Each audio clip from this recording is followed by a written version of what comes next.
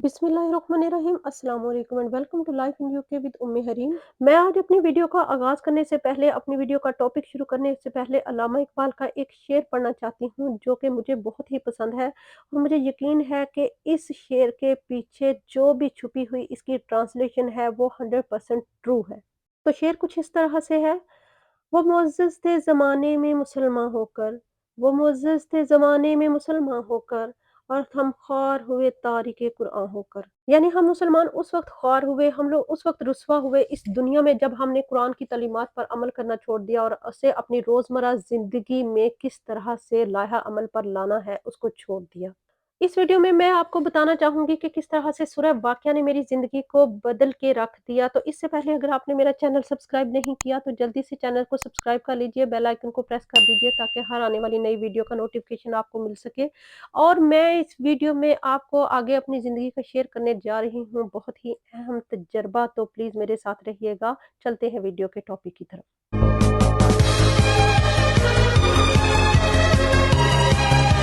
ये उन दिनों की बात है जब मैं 8th ग्रेड यानी ईयर 8 की स्टूडेंट थी। उस वक़्त हमारे माली हालात कुछ अच्छे नहीं थे, घर में बहुत ज़्यादा इनकम क्राइसिस चल रहे थे। तो मेरे अब्बू की ज़मीन जो दादा अब्बू की तरफ से उनको विरासत में मिली थी, ताया अब्बू लोगों ने उस पे भी कब्ज़ा किया हुआ था। क्योंकि अब्बू शहर में रहते थे और ताया अब्बू लोग ज़मीन पे उधर गाँव में रहते थे। ताया अब्बू लोग हमेशा एक ही लेम एक्सक्यूज़ करते थे कि तुम जब यहाँ पे गाँव में आओगे तो अपनी ज़मीन हमसे ले लेना। लेकिन अब्बू गाँव नहीं जाते थे, अब्बू सिर्फ़ कभी-कभार अपनी ज़मीन पे चक्कर लगाने के लिए जाते थे और ताया अब्बू लोग भी उनको दिखा देते थे और कहते थे कि ये ज़मीन तुम्हारी है, जब तुम वापिस आओगे तो इसको ले लेना। लेकिन अब्बू कहते थे कि मुझे मेरी फैमिली को इस वक़्त इस ज़मीन की सख्त ज़रूरत है क्योंकि मैं इसको बेच के शहर में अपना अच्छा कारोबार शुरू करना चाहता हूँ ताकि मैं अपनी फैमिली की अच्छी तरह से ब्रॉट अप कर सकूँ। लेकिन ताया अब्बू लोग उस ज़मीन को बेचने नहीं देना चाहते थे। इस तरह से कई साल गुज़र गए और ताया अब्बू लोग उस ज़मीन को खुद ही यूज़ कर रहे थे। उसमें फसल उगाते, खाते-पीते, लेकिन कभी भी अब्बू को कुछ नहीं दिया था। अब्बू का कारोबार भी कोई ख़ास अच्छा नहीं चल रहा था, बहुत ही मंदे हालात थे उन दिनों और ताया अब्बू लोग भी नहीं मान रहे थे ज़मीन देने को, क्यों या यूँ कह लें कि हम लोग जायदाद, प्रॉपर्टी सब कुछ होने के बावजूद बहुत ही गुर्बत-ओ-अफ़लास की ज़िंदगी बसर कर रहे थे। तो अम्मी इस बात से बहुत परेशान थीं। अम्मी भी बहुत परेशान थीं क्योंकि बच्चों की फ़ीस, उनकी बुक्स, उनके यूनिफ़ॉर्म, बहुत सारी और ऐसी घर की ज़रूरियात थीं जिसकी वज़ह से जो पूरी नहीं हो रही थी और अम्मी इस वज़ह से बहुत ज़्यादा परेशान थीं। फिर एक दिन किसी ने अम्मी को बताया कि आप घर में सूरह वाक़िया पढ़ा करें, इससे आपके घर की तंगी और तंगदस्ती ख़त्म हो जाएगी। जिसने सूरह वाक़िया पढ़ने का बताया उसने साथ ये भी बताया कि आप पहले और आखिर इतना-इतना दुरूद इब्राहिमी पढ़ा करें और उसके बाद जो है इनके दरमियान में आपने सूरह वाक़िया पढ़नी है।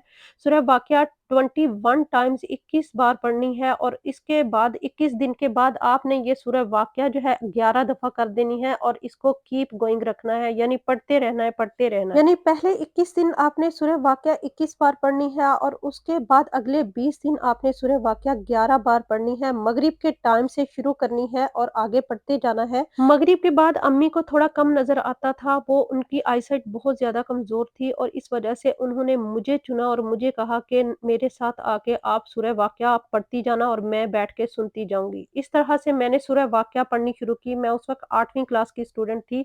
बहुत ही छोटी-सी थी लेकिन मैं फ्लुएंट थी क्योंकि मैं कुरान पाक बहुत तेज़-तेज़ पढ़ती थी और काफ़ी मेरी इसमें प्रैक्टिस थी। तो इस तरह से सूरह वाक़िया जल्दी भी पढ़ी जाती थी और वो टाइम पे और पूरे 21 बार भी पढ़ी जा रही थी एवरीडे और मैंने पढ़ना शुरू किया। पढ़ते-पढ़ते, पढ़ते-पढ़ते शुरू-शुरू में तो थोड़ी-सी मुझे मुश्किल हुई लेकिन बाद में मुझे इतनी आदत पड़ गई कि मैं आँखें बंद करके इस तरह से पढ़ती जाती और जहाँ पे थोड़ा-सा स्टक होती वहाँ से मैं आँखें खोल के फिर देख लेती और फिर आँखें बंद करके इस तरह से पढ़ती रहती। इसी तरह से 21 दिन गुज़र गए, फिर अगले 20 दिन सूरह वाक़िया 11 बार पढ़नी थी लेकिन तब तक मुझे सूरह वाक़िया हिफ़्ज़ हो चुकी थी। मैं उठते, बैठते, सोते, जागते, हर जगह पे चलते-फिरते मेरे लफ्ज़ों में, मेरी ज़ुबान पे सूरह वाक़िया का विर्द शुरू हो गया था क्योंकि मुझे ये हिफ़्ज़ हो चुकी थी और मुझे इसकी इतनी आदत हो गई थी कि मैं कुछ भी कर रही होती थी, इस तरह से साथ-साथ हिल रही होती थी और साथ में सूरह पढ़ना शुरू हो जाती थी और हर जगह पे मैं सूरह पढ़ रही होती थी।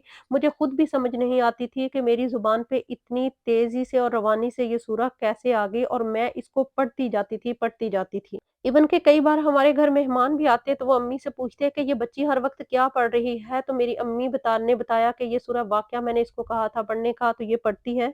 तो इस वज़ह से शायद उसको वो थोड़ी-सी आदत हो गई है, तो वो न हिल-हिल के सूरह वाक़या ही पढ़ती जा रही है। तो मेहमान बहुत खुश भी होते इस बात पे, लेकिन मुझे किसी को दिखाना नहीं होता था। मैं उस वक़्त खुद बच्ची थी, मुझे नहीं पता था दिखावा क्या होता है। मैं बस पढ़ती जाती थी, और सूरह वाक़या पढ़ने का मेरी ज़िंदगी पे बहुत ही गहरा असर हुआ और मेरी ज़िंदगी बदल के रह गई।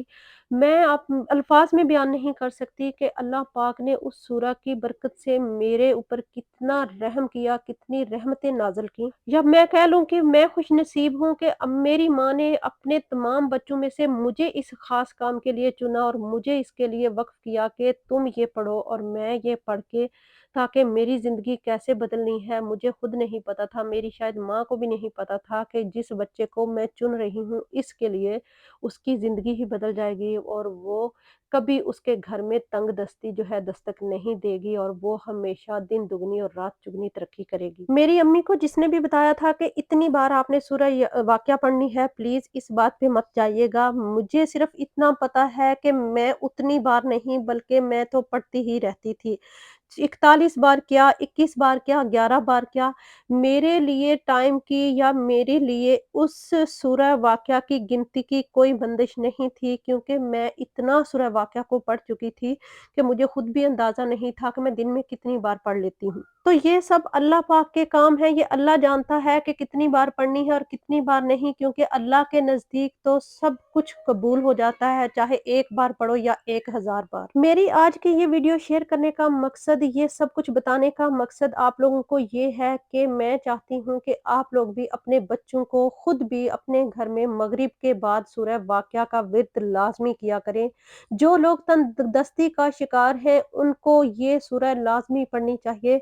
जल्द या बदेर इंशाल्लाह इंशाल्लाह अल्लाह पाक ज़रूर रहम करेगा, और अल्लाह ताला आपको रिज़्क़ की फरावानी अता करेगा। आप अपने बच्चों को भी बताएँ कि वो भी इसको पढ़ा करें मगरिब के बाद, ताकि जब वो अपने घरों की हो जाएँ, अपने घर के हो जाएँ, तो वो भी अपने घरों में इस सूरा को पढ़ें, ताकि हमेशा हमेशा के लिए गुर्बत व अफ़लास का आप लोगों के घर से ख़ात्मा हो जाए।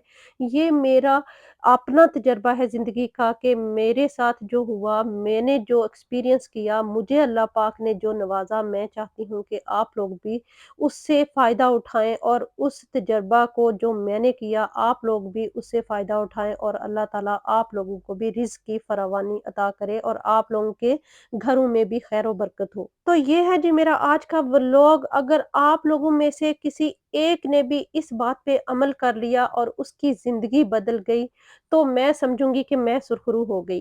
तो मुझे आप अपने कमेंट बॉक्स में ज़रूर बताइएगा, अगर आपने ये सूरह वाक़या पढ़ना शुरू कर दी है। कुछ सालों के बाद आप खुद देखेंगे कि आपकी ज़िंदगी किस तरह से बदलती है, और किस तरह से आपके घर से गुर्बत व अफ़लास ख़त्म होती है। तो मुझे उम्मीद है कि मेरा आज का व्लॉग आपको अच्छा लगा होगा। अगर अच्छा लगा है तो जल्दी से आप मेरा चैनल को सब्सक्राइब कर लीजिए, बेल आइकन को प्रेस कर दीजिए, ताकि हर आने वाली नई वीडियो का नोटिफ़िकेशन आप तक पहुँच सके। और इसके साथ वीडियो को लाइक और शेयर ज़रूर कीजिएगा, और कमेंट्स बॉक्स में अपने क्वेश्चंस पूछना मत भूलिएगा, ताकि मैं आपके हर सवाल का जवाब दे सकूं, और आपकी जो भी प्रॉब्लम है मुझे ज़रूर बताइएगा। अपना ढेर सारा ख्याल रखिएगा, दुआओं में मुझे याद रखिएगा। फ़ी अमानिल्लाह।